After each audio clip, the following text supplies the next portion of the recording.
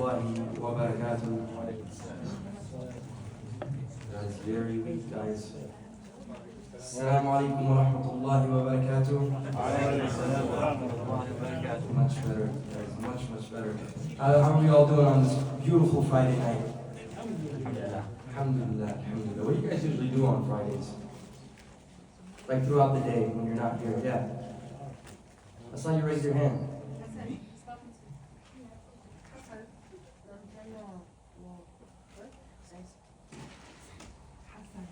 He's eating, he's too busy.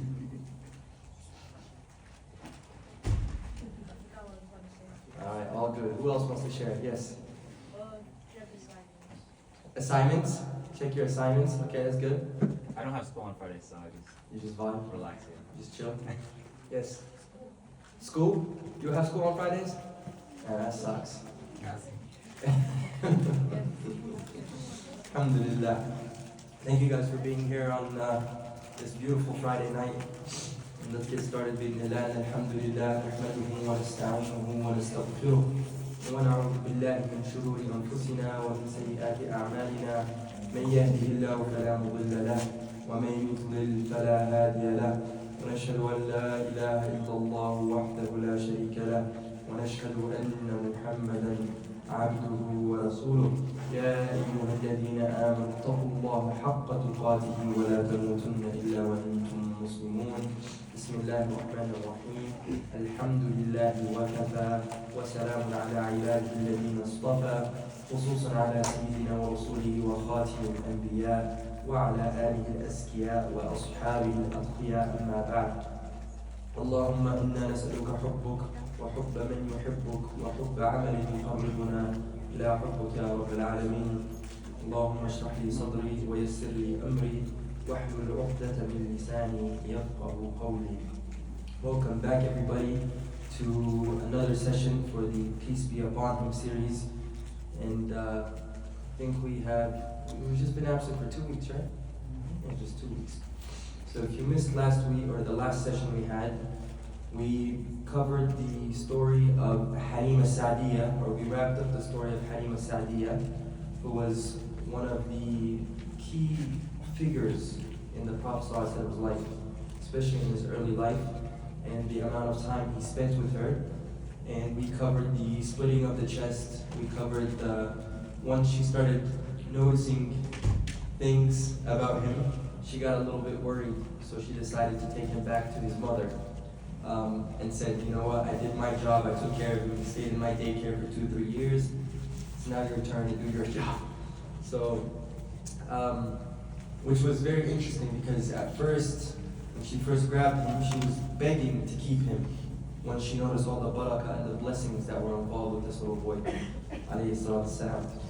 And then we also talked about when he went back to his mother, he didn't spend too much time with her, and we don't know too much information about this time, but we talked about the passing of his mother Amina, and we talked about the salvation of the parents of the Prophet Muhammad, and we mentioned a hadith, and we covered the Shafi'i opinion, the Hanafi opinion, and the hadith sahih of the Prophet Muhammad where he said that my father finnar, abaka wa abai wa abaka finnar, both my father and your father finnar. And I think that's a very clear hadith. It's nothing we need to be sensitive about.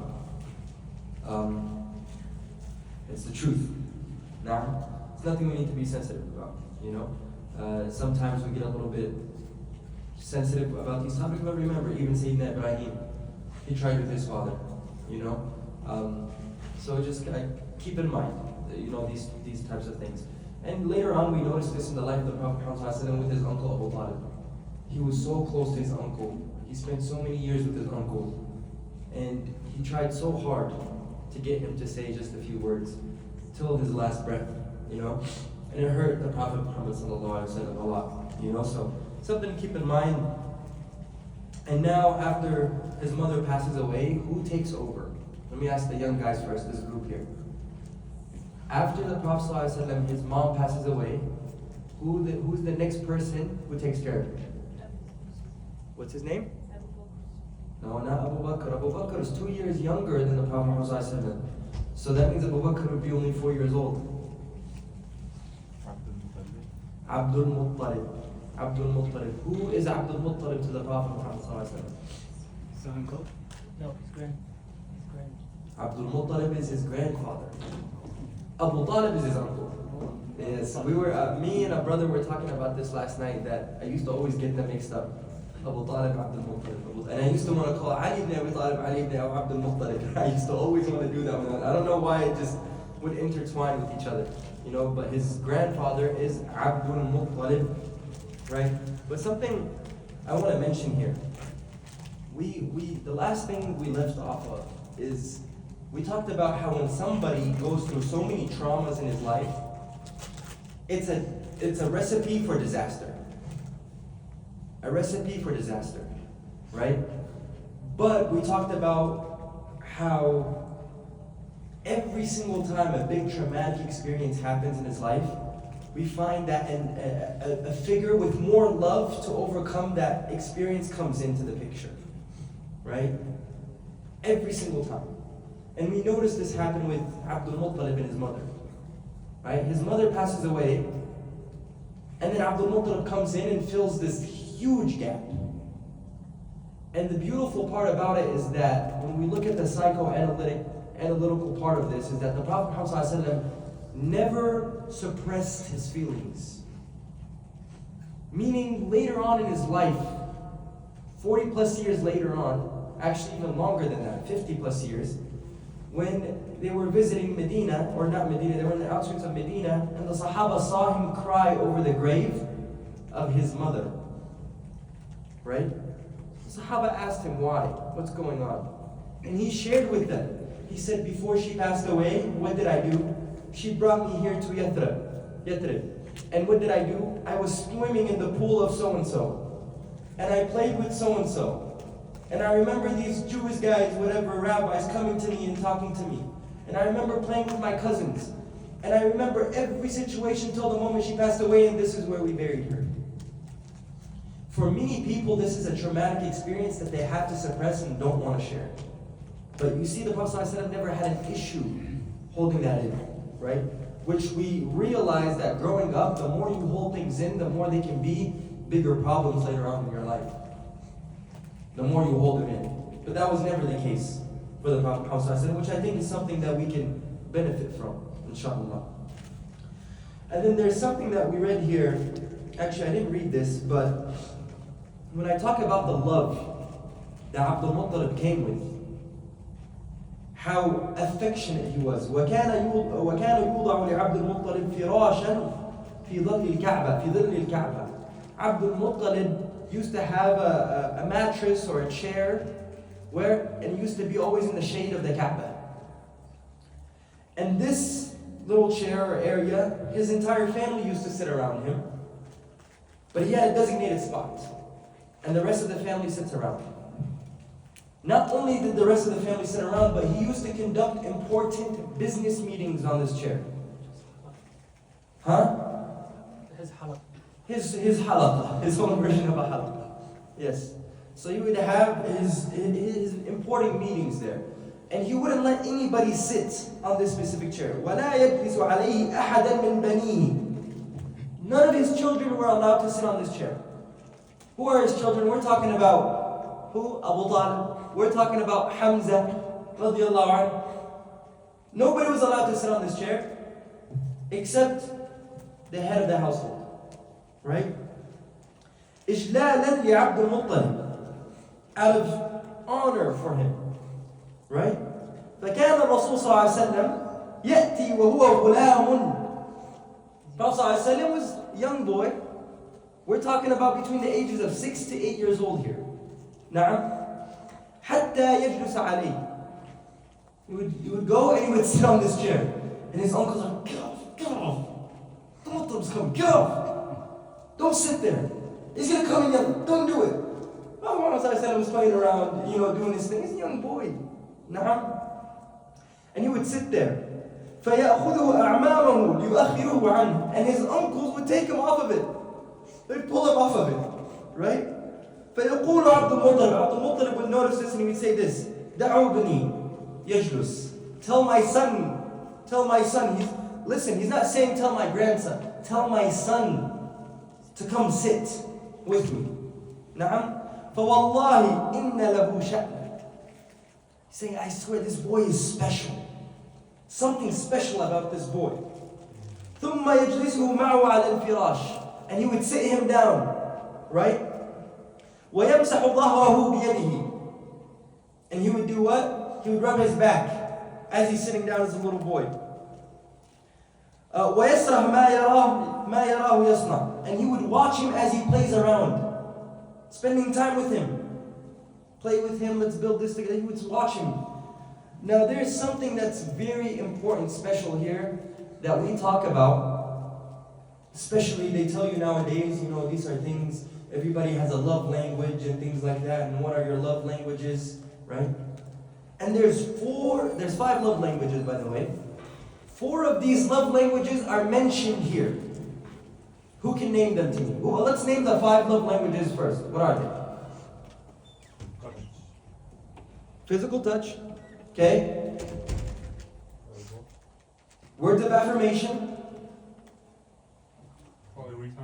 Quality time. Acts of service. And one more. Who said it? Gift giving. These are the 5 love languages of people. We see in this excerpt that we read here, 4 of them are displayed. What are the 4? Physical touch. Let's start from the beginning of the hadith. The first thing I mentioned. What are the 4? فَوَاللَّهِ إِنَّ لَهُ شَأْنًا. Words of affirmation. I swear to you, he's going to be a special boy. And he would say it while Muhammad's sitting next to him. Words of affirmation, first one. Second one is, he lets him do what? Play. No. He lets him do what? Before playing. Sit on the chair. He lets him sit on the chair. What is that? Acts of service. He lets him sit on the chair. Third one is what? Once he sits on the chair, what does he do? Rubs his back. Physical touch. And then the 4th one, he would do what? Spend time with him. Quality time. 4 love languages that are displayed in this little by his uncle. What I'm trying to get at here is that his uncle, or his grandfather, came in and filled this void and filled this gap. Right? You just came from a very traumatic experience where your mother just passed away, but I'm going to make sure that I fill your world with love and everything you need to make it easy on you. Now, and this is very vital and key. Right? So let's talk about the time he spent with AbuTalib. روى الحاكم في المستدرك بسند صحيح. So who says this? روى الحاكم. Who is it? Al-Hakim. His name is Al-Hakim في المستدرك. Right? I'm just making sure everybody's following along. بسند صحيح. عن كندير بن سعيد عن أبيه قال حججت في الجاهلية. He said, this man says that I went to go make Hajj during the time of Jahiliyyah.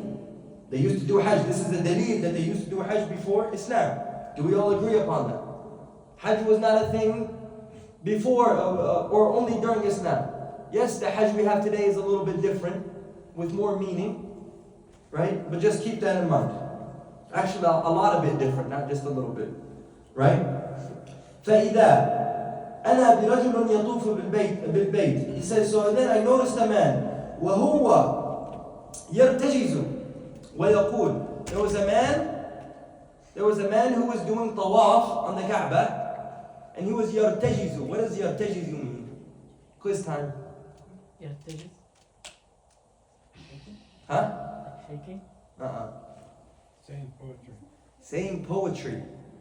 But there's levels to poetry. You know how rap, there's R&B, hip-hop, this, that, whatever, there's levels to it. This is a level of poetry. Right? Meaning that he was kind of like chanting it out loud. وَيَقُولُ رَبِّي رُدَّ إِلَيَّ رَاكِبِي مُحَمَّدًا رُدَّهُ إِلَيَّ وَاصْطَنِعْ عِنْدِي يَدًا. He's saying, Ya Allah, return to me my little rider Muhammad and bring him safe to me. Yeah? Who would be singing this? No. Al-Hakim is the one who mentioned the story. The guy that let him sit in the chair. Yes, the guy that let him sit in the chair. Who's the guy that let him sit in the chair? His uncle? No, again.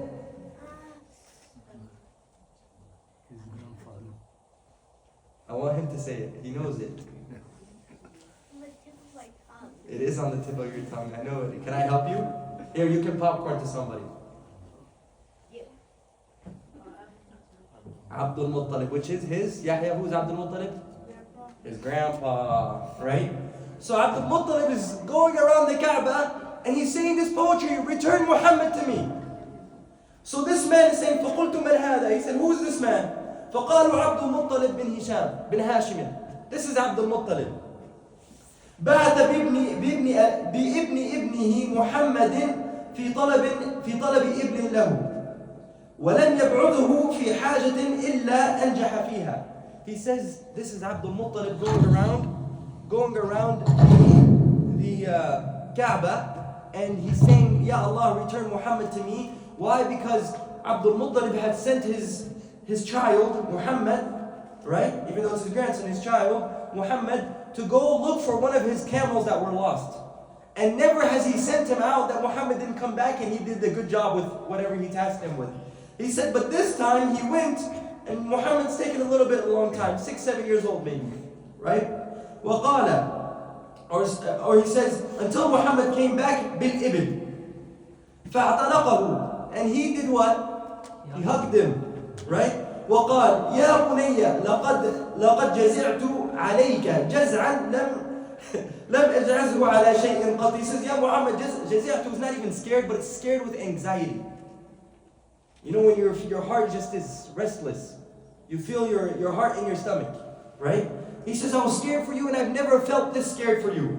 Wallahi, لا أبعدك في حاجة أبدا. He says, I'm never going to send you anywhere if this is how it's going to be. I'm never going to do it.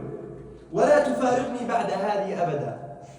This is what we call parental separation anxiety. Especially when you love a child so much. When you love a child so much, you fear for them so much.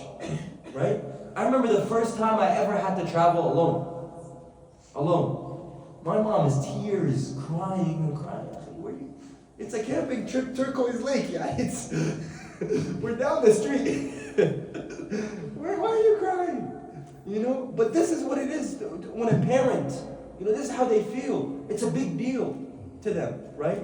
And so many possibilities can happen. It was just a youth group. There's going to be an imam with us. There's elders with us, chaperones. And she's, no, I can't go. I can't let you go. It's a big deal, right? So we notice this even with Abdul Muttalib. It's not his son, it's his grandson.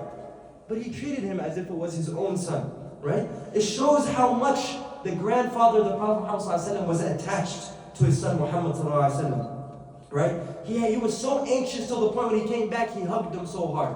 He was revealed, right? Or relieved. قال الحافظ ابن كثير رحمه الله تعالى ثم كان صلى الله عليه وسلم في كفالة جده عبد المطلب. The Prophet ﷺ was in the care of his uncle, of his grandfather Abdul Muttalib, إلى أن توفي وله من العمر صلى الله عليه وسلم 8 سنين. He was in the care of his grandfather up until he was 8 years old, and Ibn al-Qayyim al-Jawzi has that same opinion. Now, here's the transition that we have to go through. In just 4 years, in just 8 years, we said he passed away when the Prophet Muhammad was how old? 8 years old. So in just 8 years, a matter of 8 years, how many caregivers, how many guardians had the Prophet Muhammad had up until this point? Or is about to have up until this point?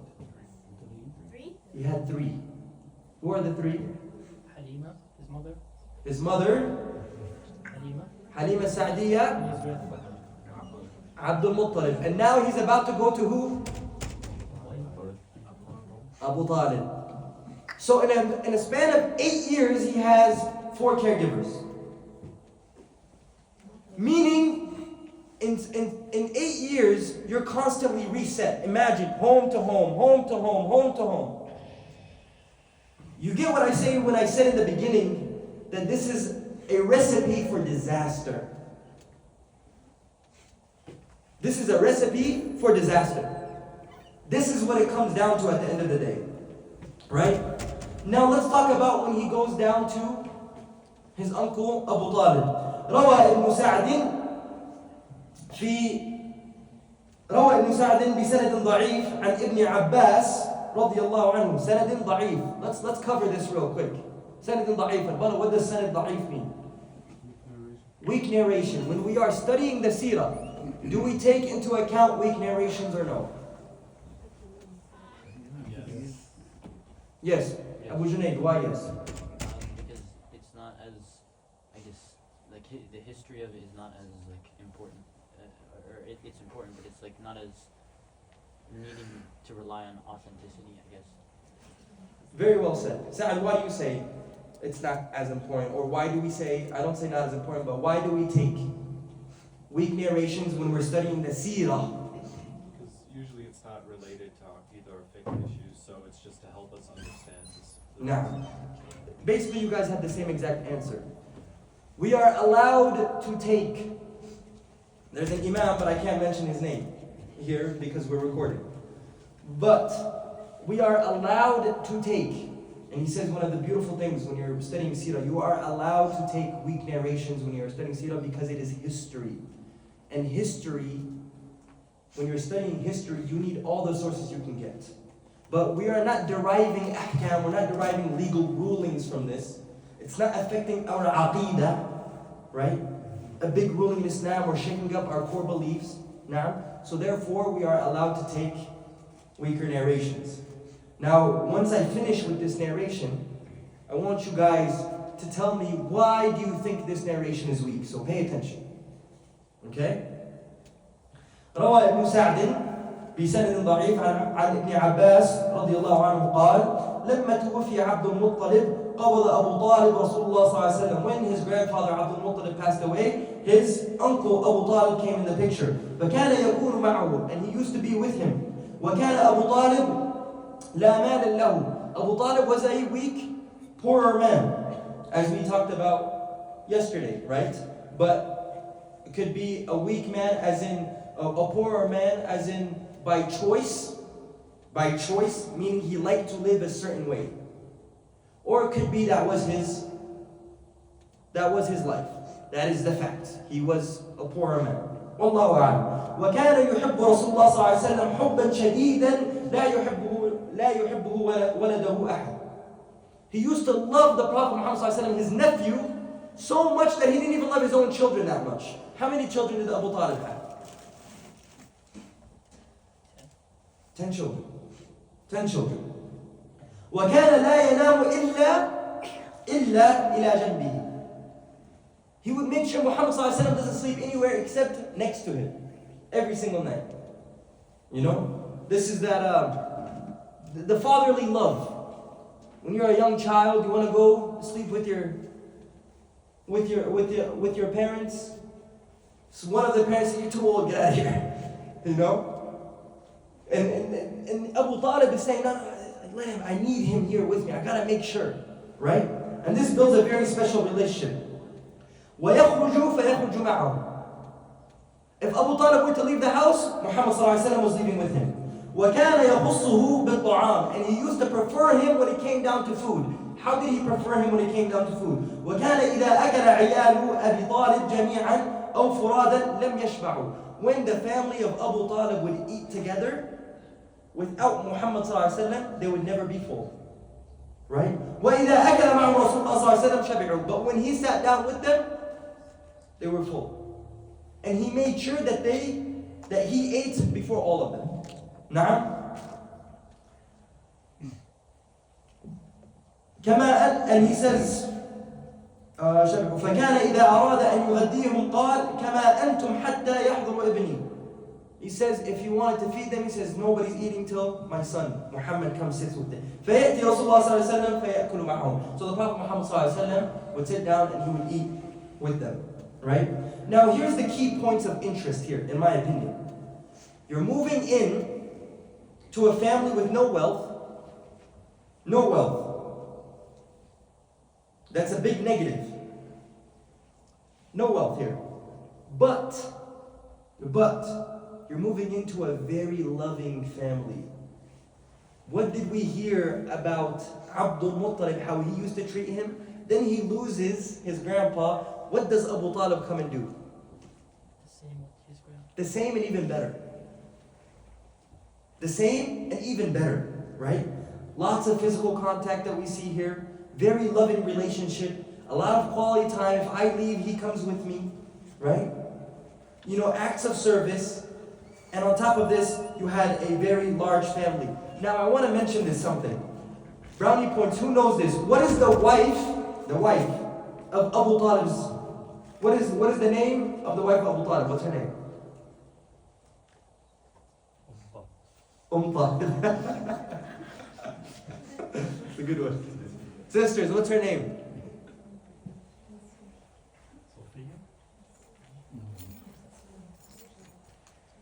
Can I get the first letter?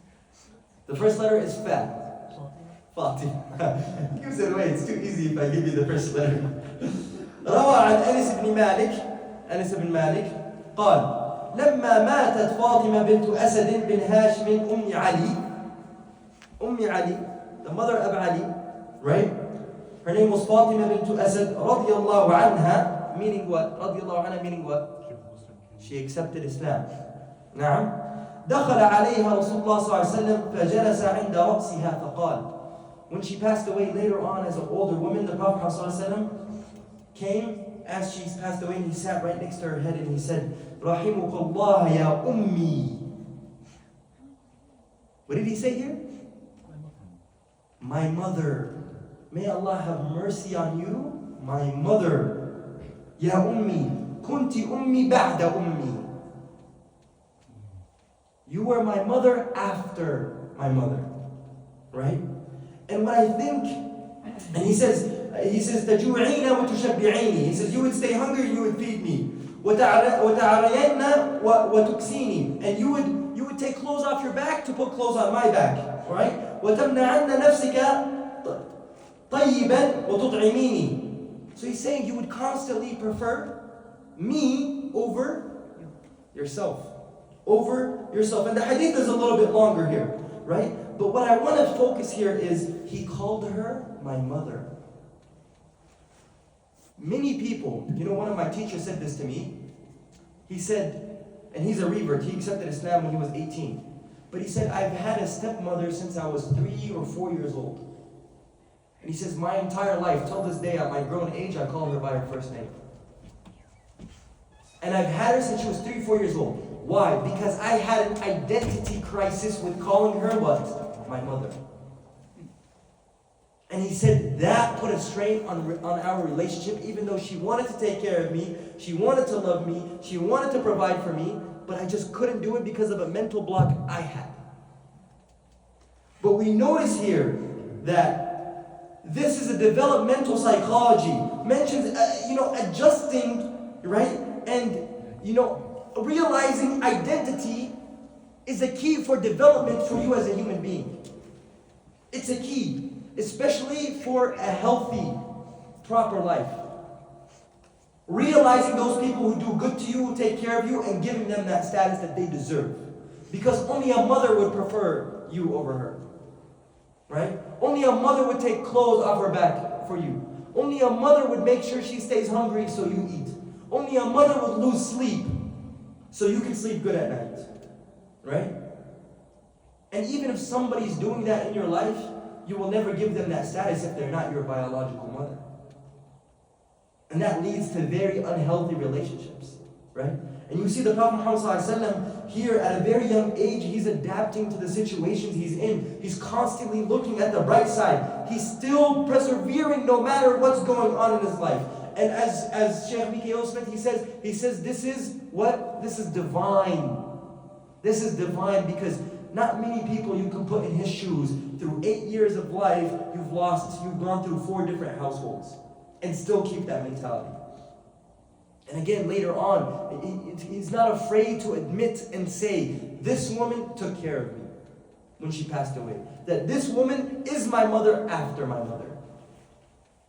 You see, and this is very important. I just really wanted to highlight that. And now we move on to the younger ages, or as we call the adulthood of the Prophet Muhammad. This is where things start to really pick up here for us, right? And I want to mention here a specific hadith, because this hadith, I believe, is a precursor to nubuwah, right? So let's read this hadith. روى الترمذي في جامعه عن أبي موسى الأشعري رضي الله عنه قال خرج أبو طالب إلى الشام. Now this is one of those weaker narrations that I want you to point out what's weak about it. Okay? خرج أبو طالب إلى الشام, meaning Abu Talib went to travel to where? Ash-Sham, right? وخرج, and we know that every time that Abu Talib leaves, who does he take with him? His son, Prophet Muhammad ﷺ, right? وخرج معه النبي صلى الله عليه وسلم في أشياخ من قريش. And they would go أشياخ, older businessmen of Quraysh, right? فلما أشرفوا على الراهب. What's a rahib? We talked about this. A rahib, a monk, right? A abid. يعني by the name of, who's the name of this abid in the story? Many of you guys know this story because you've studied it. Buhayra is a lake. He is not a Bahira. That's close. You just add an abu to everything, it makes it look a little bit more. His name is Bahira, right? So he says when they were approaching Asham, to do business, there was this monk. هبطوا فحلوا رحالهم فخرج إليهم الراهب وكانوا قبل ذلك يمرون به. This is the important piece. They know who Bahira is. They know him. Why? Because they've made this trip multiple times. رحلة الشتاء والصيف. They've made this trip for business many times. So they know who Bahira is. Bahira is not a new face to them. But the thing that's special about this occasion, what's different when they came this time? Who's with them? He was never with them before. He's still a young boy. Alayhi salatu salam was with them in this trip. Bahira, when they used to come, he would just watch them from his little temple. And he wouldn't go out to greet them or approach them. It was just a bunch of travelers. But this time what was weird is Bahira got out of his comfort zone to greet them. And not only greet them, what did Bahira do? فَلَمَّا يَخْرُجُ إِلَيْهِمْ وَيَلْتَفِتْ إِلَيْهِمْ. And as they were, and he went out to them and he started looking at them, فَجَعَلَ يَتَخَلَّلُهُمْ. He would walk in between them. You know, like walking in between a crowd trying to see like, where's my homeboy at, where's my friends at, you know? He's walking in between a crowd as if he's looking for something. So يتخللهم الراهب حتى جاء فآخذ بيد رسول الله صلى الله عليه وسلم فقال هذا سيد العالمين.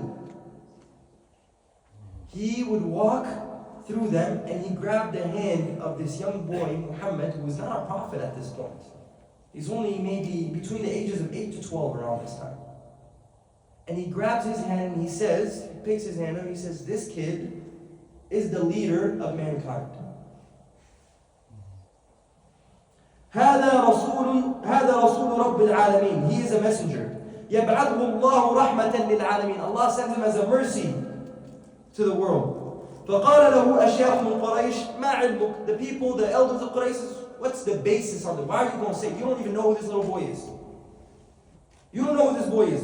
قال إنكم حين أشرفتم من العقبة. As I saw you guys come from this hill from far away, and I'm sitting in my temple and I'm watching you guys, لم تبقى شجر ولا حجر إلا خر ساجدا. As I'm watching you guys approach from far away, as I'm looking at you guys come from far away, there isn't a single rock or a single tree that didn't prostrate to the Prophet Muhammad sallallahu alaihi wasallam. Now, it is unknown if only Bahira was the only one who saw this or not. Allahu A'lam.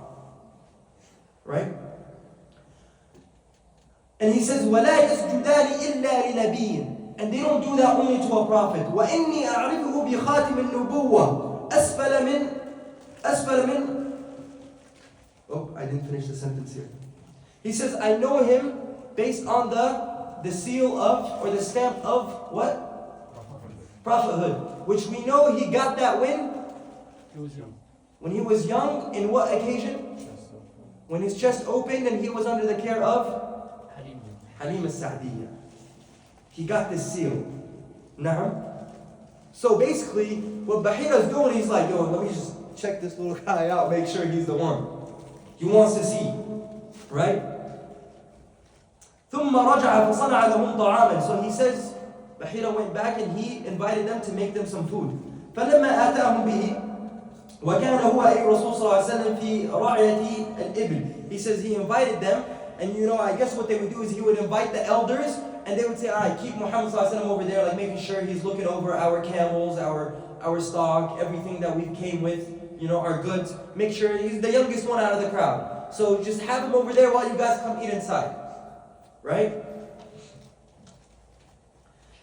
Bahira said, قَالَ إِرْسِلُوا إِلَيْهِ. He said, Bahira said, go get him. Meaning the Prophet Muhammad ﷺ. فَأَقْبَلَ صلى الله عليه وسلم وعليه غمامة تظله. And he says when they went and approached the Prophet Muhammad ﷺ, there is what? A tree doing what? Covering him. Shading him. Right? And Bahira noticed this. Bahira is watching this.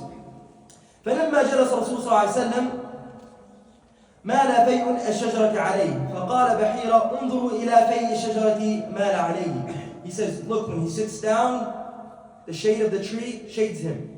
And Bahira is like telling him, like, yo, look at this guy. Like, the tree is actually shading him. فبينما هو قائم عليه وهو يناشدهم. Bahira is like insisting, like look at this, watch this, see this, right? And he's telling them, he's insisting, أن لا يذهبوا به إلى الروم. Meaning, he doesn't want them to keep going where? If they're traveling from Mecca, which is south, and then you have a Sham, what's above? Who controls that area? A room. Bahira's like, do not keep going north. You guys need to pack it up and go back home. Like, I'm begging you. Why? Because they're going to kill him. They'll kill him. Just like they did to who? Or they tried to do to who? Right? So Bahira's like, don't do it. Don't go. Keep them safe with you guys. Right? So, فقال الراهب بحيرة. He says, أنشدكم الله أيكم ولي. He says, okay, which one of you guys is the one who is responsible for this little boy? قال AbuTalib. فلم يزل يناشده حتى رده AbuTalib وبعث معه أبا بكر وبلال وزوده الراهب من الكعك والزيت. He says, AbuTalib said, I'm the one who takes care of him. Bahira tells him, send him back. So AbuTalib sends back with him Bilal and Abu Bakr, and Bahira gives them ka'ak, crackers with some oil. What's da'if about this narration?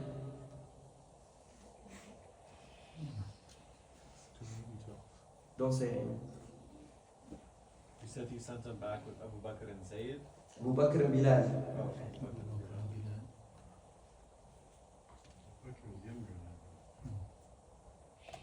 Do you think that's the da'if part? I think so. What do you say, Zach? Why is Bilal there? Why is Bilal there? Why is Abu Bakr there? Abu Bakr is 2 years younger than the Prophet Muhammad ﷺ. Bilal wasn't a freed slave till 30, 40 years later on. Why are they mentioned in the narration? And his owner wasn't part of And his owner wasn't part of, it doesn't mention that his owner of Bilal was a part of the crew. So the da'if, the weak, the reason why this hadith is da'if is because of who was mentioned? Abu Bakr and Bilal. Shaykh al-Albani says, no, this hadith is fully sahih, minus that part. Minus that part. He says it's fully sahih. Right?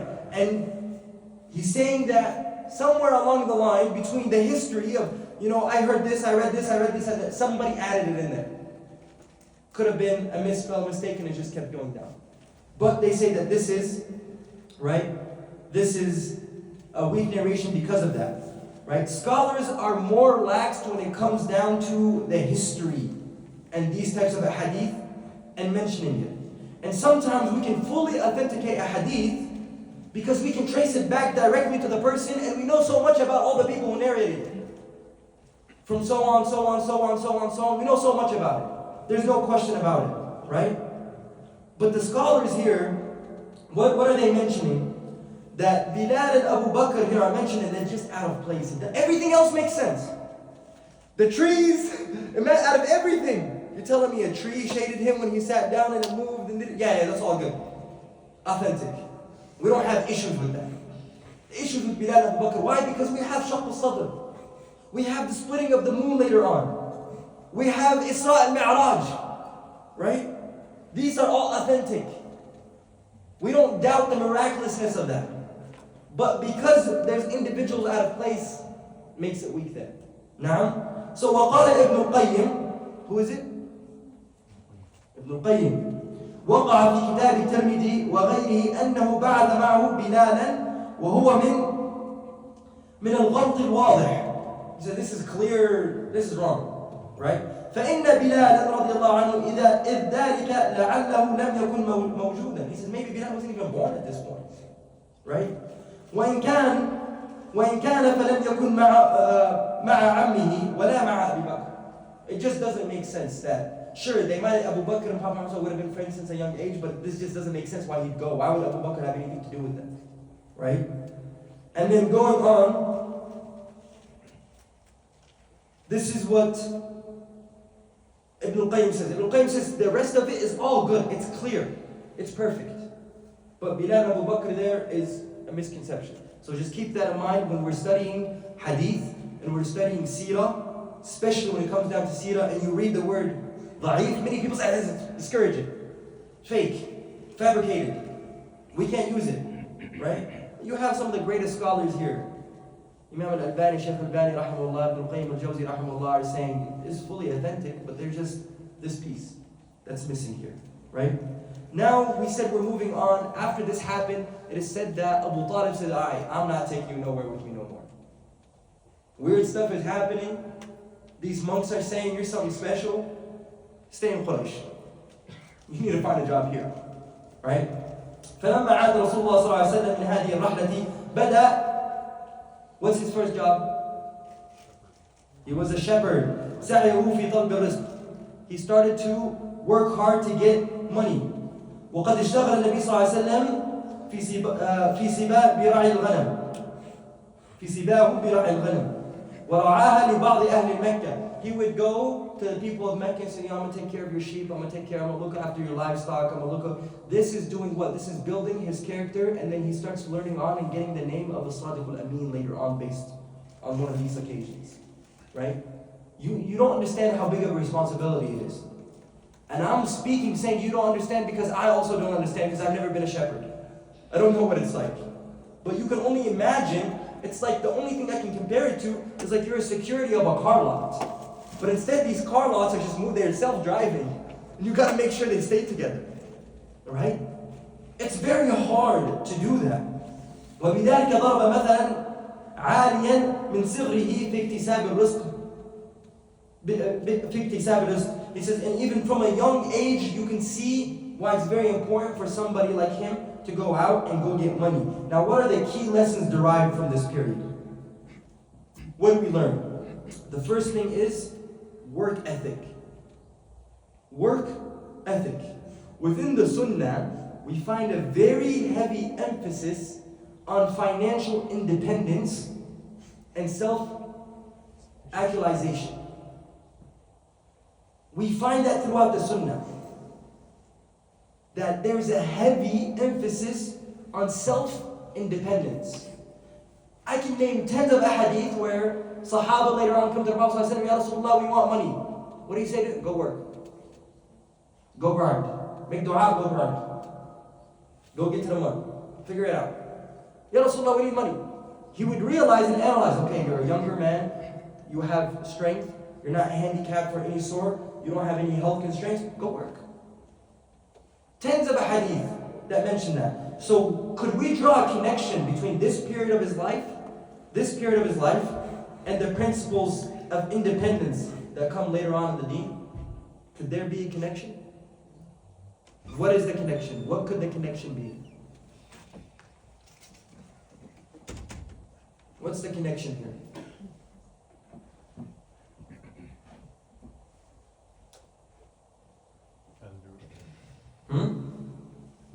Relating to what though?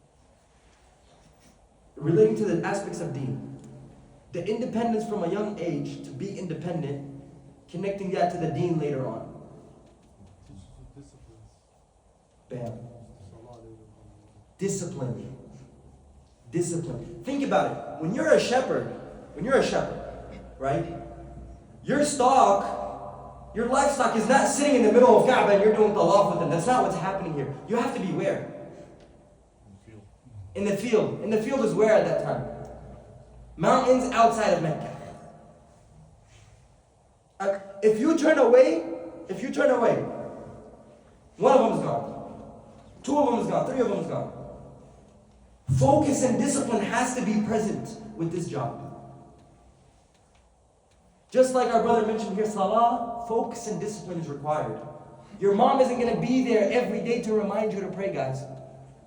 Your dad isn't going to be there to remind you to pray every day. That has to come from where? From within. From your heart. Right? Your parents aren't going to be there. You have to build that discipline. You see the Prophet Muhammad, he's building that discipline from a young age. Of course, this is all divine. It's meant to be this way. But these are lessons we can take away from it, right? Hilf al-Fudul becomes an important aspect of the early years of the Prophet Muhammad for two reasons. The Prophet mentions this later on in his life in a praiseworthy way, right? Secondly, as a part of the training of the Prophet. This is why I said this is a precursor to prophethood. There's a hadith where the Prophet said, أَدَّبَنِي رَبِّي فَأَحْسَنَ. He says, my Lord is the one who did what? He disciplined me. He mannered me. He's not saying, yeah, I sat down one-on-one with Allah. That's not what he's saying.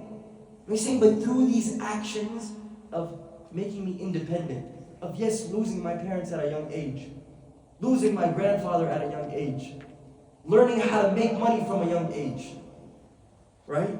And these are things, because listen, some of us grow up, we live, alhamdulillah, we grow up, and don't take this in any wrong way, but our parents have worked very hard, they provide you a good life so you don't have to work. Nah? But some of us, from a young age, my dad was like, I can't pay for your school, bro. Figure it out. You want a car? Go buy one. You want me to? No, I can't do it for you. From a young age, my first job was flipping signs in front of a cricket store at 14 years old. And I thought it was one of the funnest experiences of my life. And then, keeping that independence going, now I got to a point when I was younger where I started making a little bit of money. I can't go to my dad and say, Baba, please, I need some lunch money. I can't do it. Because khalas, I'm independent now. Even though in the eyes of most people, you're just a 14-year-old. Right? But that work environment instills that within you. Well, now I'm working now. I can't go ask him. Right? Okay, now go work at a tea shop. Now I'm selling tea and cafe and a little bubble tea and all this stuff. And standing in the mall giving tea samples to people, trying to sell loose leaf tea to people. Convincing people. What did that force me to do? Socialization. I gotta find a way to sell you some loose leaf tea. Half the people don't even know what loose leaf tea is. They don't even know anything outside of Lipton. Right? The tea bags. Wait, what do you mean? It's a leaf? What does that mean? You break it up and then they put it in, a lot of people don't know that. So now I'm trying to convince people how to do that, right? And then you keep going and then you move on, work Chipotle, this, that, the food industry, and got into all of it, right? But that is an amazing way to build independence. And parents, I urge you, we all, when the biggest thing as young guys, we think about, we want to get rich, we want to work hard so we can provide a comfortable life for our families. We all understand that. But I urge your kids to go out and work. Urge them, allow them to have that opportunity to go and work. Encourage them. It builds a life for them, a type of experience that it's not about the $10 an hour that you're making. It's never about that, especially at a young age, right? And this has helped many people throughout their life, especially the Prophet Muhammad. What are some examples of your lives where you had to work from a young age? I know, Abdullah, you were working from a young age. I know that. Who else? Who else? Give me an example of somebody who had to work from a young age. I didn't have to, but I did. I wanted to be independent. You wanted to be independent. For me, even though my dad or my mom would come to me and says, you don't have to work, focus on school. My mom would tell me that, right? My dad was very straightforward with me. Like, look, if you want me to take care of you, all I can give you is about $40, $45 a month. Make it last for school. Figure it out. But hey, if you want to go get a job, do what you got to do.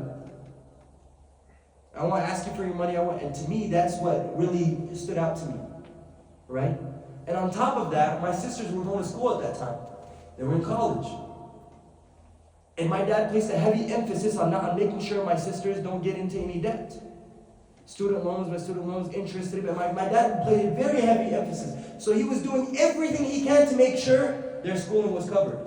But when it came time to me, my dad said, I don't have nothing left for you. Sort out your life, right? And he says, I'm not going to allow you to take a student loan. I'd rather you not go to school than be in a student loan. So figure it out. What are you going to do there? Right? And I look back at that, and at first I thought, he likes my sisters more than me. He's going to pay for their school and not mine. Right? Like, they're the better ones. They're the favorite. He doesn't want me to succeed. But look at the hindsight of that. What has that done to me? I work with some engineers till this day, 40, 50 years old, they're still paying off student loans. My dentist, 55 years old, still paying off his student loans. 55 years old. You see how Islam protects you from these things, right? And instilling that hustler's mentality into men from a younger age is very, very beautiful. The thing about shepherding, his first job after traveling with his uncle, all right, is that this is from the divine tarbiyah, which is the divine discipline, divine of upbringing for the Prophet ﷺ. What do you learn through shepherding? Give me a few more minutes, I'll be done, guys. What do you learn from shepherding? Personality management. Shaykh Abdurrahim, you're done answering questions because the other people don't answer. Yes? Focus. We talked about focus. Great, I love it. What else? Managing people and Accountability. Hold on, let's talk about this real quick. You said managing people. Why is that important for the Prophet Muhammad sallallahu alaihi wasallam? When you manage people, when you learn how to get in that position, now are you actually, when you're shepherding, are you managing anybody? Are you managing a real person? But you're managing what? Which is worse than managing a real person. You can scream at it all day, it's not going to listen. Sah? You have to have your own ways and techniques to make sure that they stay in a group, right? A brother here said accountability. When I'm wrong, I messed up, I did it. My fault. What else? Guidance. You're now taking this group, protecting them, and you're guiding them to make sure they don't get lost. Because they can't be in the city and you're not just going to let a bunch of sheep go away. So you have to constantly guide them. You might be walking in circles with them, but you have to still keep them protected and guided. What else? Compassion. Compassion. That was the first one on my list. Compassion. Why compassion? Because you can't influence an animal unless they know that you treat them.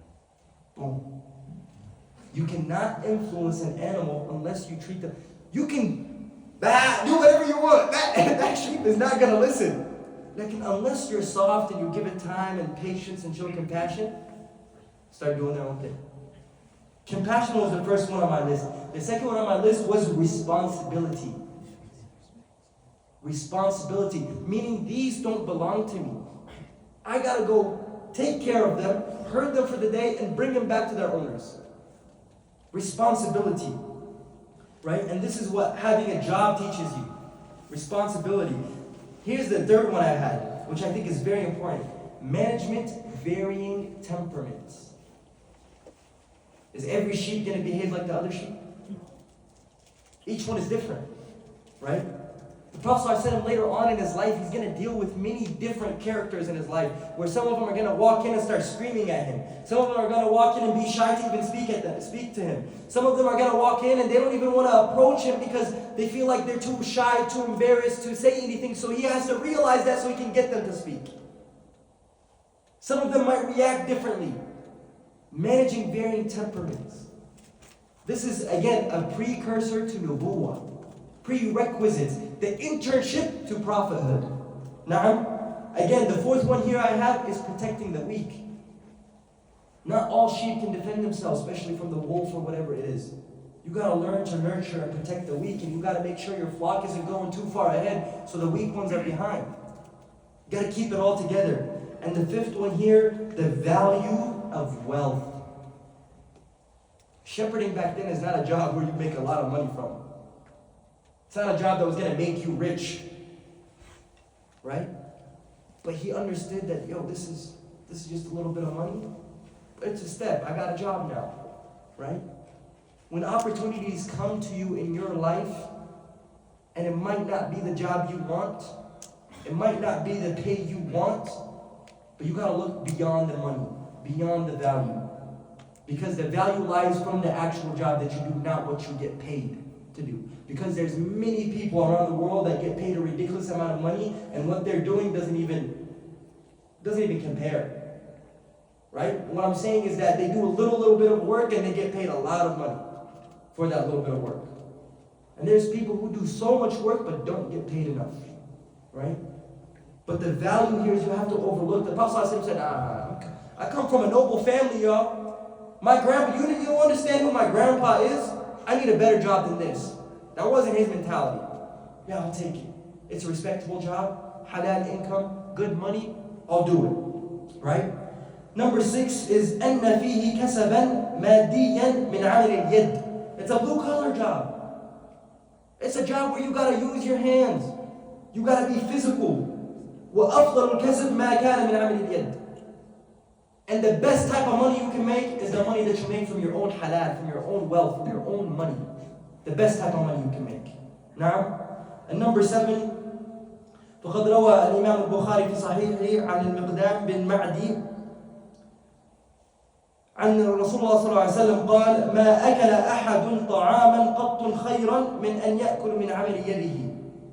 Prophet صلى الله عليه وسلم said in a hadith, Sahih mentioned in Bukhari, that a person does not eat from the wealth, from the money, from the food that they have, unless it comes from money that they worked hard for. With their own hands, halalan. When Nabi sallallahu alayhi wa sallam, when Nabi Allah Dawood alayhi salam, كان يأكل من عمل يده. Dawood was known to be what? What was King David known for? An armor, a blacksmith, right? Work with his own hands. It's not a well-paying job. It's not the best job, but I promise you, my dad always says this. He says, food just tastes so much better when you know it came from your own hard-earned money. It hits different. It's just a different type of taste, right? And when you're out there with all these livestock, you're in the mountains of Mecca, you're pondering upon nature. And we see that later on in the Quran. How many parables do we have in the Quran where the Quran tells us? Ponder upon nature. Look at all the signs we have made. Look at the creations of Allah. وَفِي ذَلِكَ, the amthal that Allah gives in the Quran when it comes down to nature. Right? Life experiences allow somebody to derive educational purposes and connect with them. Meaning, the Prophet ﷺ had to work as a businessman, he worked as a family man, he was a general, he was a shepherd, right? All these experiences, later on when you're teaching people, which he becomes the greatest of teachers, he's able to make connections with it. And here's a beautiful connection. Rasul ﷺ قال, إِنَّ الشَّيْطَانِ ذِئْبُ الْإِنسَانِ. كَذِئْبِ الْغَنَمِ. Why would he say it? He says the shaitan is the wolf to the human being, like the wolf is to the livestock. Why would he say that? Why does he say that? Why? Because he's worked and he knows how hard it is to keep your stock together and protected. Right? And he says shaitan is that to us as human beings. يَأْخُذُ. He says the shaitan will take, or the dhi'b will take what? الشارد القاسية والقاسية والناحية. He says the wolf was going to take who? The sheep that's what? The weak one? The one that's in the corner by itself? The one that isn't too involved with the other sheep? That's the one that's going to get lost. Meaning what? What's the parable we can make for that? Why is everybody here today? Yes? Mm-hmm. So we cannot be alone, right? What else? Earn knowledge. To earn knowledge. Get on the right path and get further on the right path, right? All of you guys are correct. You know why? Because when you're together, you're stronger. Simply, that's how it is. You make friends with each other. You become a stronger community. You learn with each other. But rather than being alone by yourself, it's very hard to do that. One of the worst things that I fear for all of us as Muslims is the day we pass away and nobody's able to come pray janazah on us. Have you ever thought about that? That, you know, one day I might die and there won't even be enough Muslims to pray on me? May Allah protect us and give us husnul khatimah. Ameen. But have you ever thought about that? How many people you see these texts that come and happen in the Muslim group chats in our community? So and so passed away today. So and so passed away today. So and so passed away today. People we never know, we never heard about. And you know this is the importance of coming to a masjid. Urge your parents and urge your families. If they're not taking you to the masjid, urge them, take me to the masjid. I want to go pray. Take me. Meet people. It's one of the best places you can raise a child. And if you young guys want to become men, you come to the masjid. You grow up in the masjid. You learn from the brothers in the masjid. The key vital point, especially to us living here in America, the place that brings us together. These types of events are the events that bring us and make us stronger. Inshallah. Right? Just the last few points here. روى الإمام البخاري في صحيح عن أبي هريرة قال أن النبي صلى الله عليه وسلم قال ما بعث الله نبيا إلا وعى الغنم فقال أصحابه وأنت فقال نعم كنت أرعاها على قراريط لأهل مكة. He says Allah has never sent a single prophet. Let me see here. Nabiyyan, prophet, only that they were what? Shepherds. Some point in their life they became shepherds because of these values that we get out of shepherding. You have to lead an ummah. Shepherds of sheep. Shepherds of sheep. To be more... Al-ghanam, yeah. Because he says al-ghanam. Yes. To be more specific. Yes. Not just shepherd. Right. So this is the beautiful thing that I wanted to leave on here. Inshallah. And next time we'll cover the early adulthood of the Prophet Muhammad sallallahu alayhi wa sallam. I know it's getting late, so I'll take a few questions. Doesn't have to be a question, could be a comment, could be something you never knew before, something you just learned. We'll take one, inshallah. Yes, sir, Mujaneed. What was Yeah, نشوفكم على خير, inshallah. what was the opinion of Ibn al-Qayyim regarding the hadith that was da'if? He says it's authentic, except that there's a part missing, a part that doesn't make sense. Same with Shaykh al-Albani. I have another question. Yes. So what was you mentioned all the qualities that come from shepherding. What was the one after the management? Of varying temperaments, Yeah, protecting the weak. Protecting. Compassion, responsibility, management of varying temperaments, protecting the weak, and the value of wealth. And the sixth one is that whatever you do eat, whatever you make for yourself, you enjoy it more because it came from your own hands and your own halal money. Yes, safe. What about the? Sorry, one more time. Oh, the khalwa, the loneliness. Yeah. Oh, the reflection. The reflection of that, as we said here earlier, when you're shepherding is not, when you can't be in Mecca, you can't be inside the city, right? You have to be where? In the mountains, outside, right? Which causes you to reflect. You're forced to reflect. You have no other option to reflect. And not only that, but you're alone, right? And this is a beautiful aspect because when people go out there and look at these signs, your natural intuition as a human being is, how did this come about? Your natural intuition, subhanAllah, right? So that's a very beautiful point as well. Did you have something to add to that? Patience. Who said that?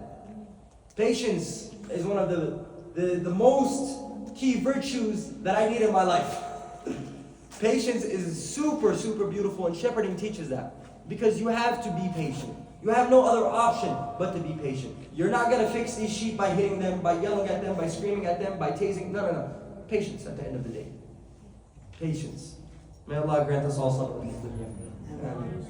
What else? Yes? You gave two like hadiths that were weak, but the second one you explained to us it was because it mentioned Bilal and Abu Bakr. But the first one you didn't explain why it was weak. Let me go back to it here.